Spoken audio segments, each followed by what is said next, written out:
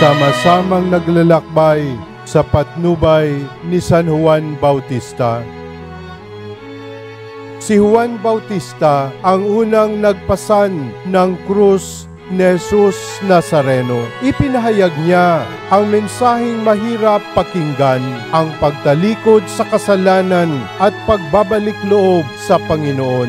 Hindi siya natakot na ipahayag ang katotohanan, ang maninindigan sa matuwid at tama. Hindi siya nagdalawang isip na ialay ang kanyang sarili sa pagsunod sa kalooban ng Diyos.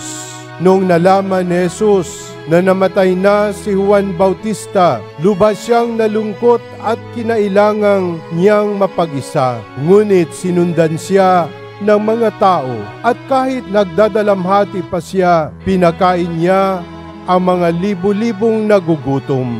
Ang deboto ni Jesus Nazareno ay hinahamon din na sundan ang mga yapak ni Juan Bautista. Huwag matakot sa krus o sa mga pagsubok sa buhay.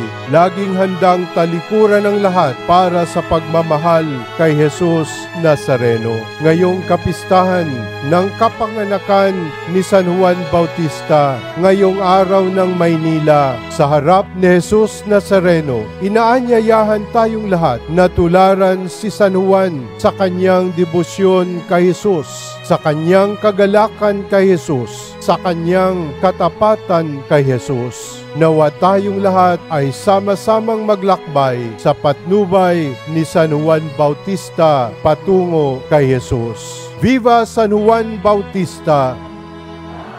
Viva Jesus Nazareno! Si San Juan, sumugod ang buhay.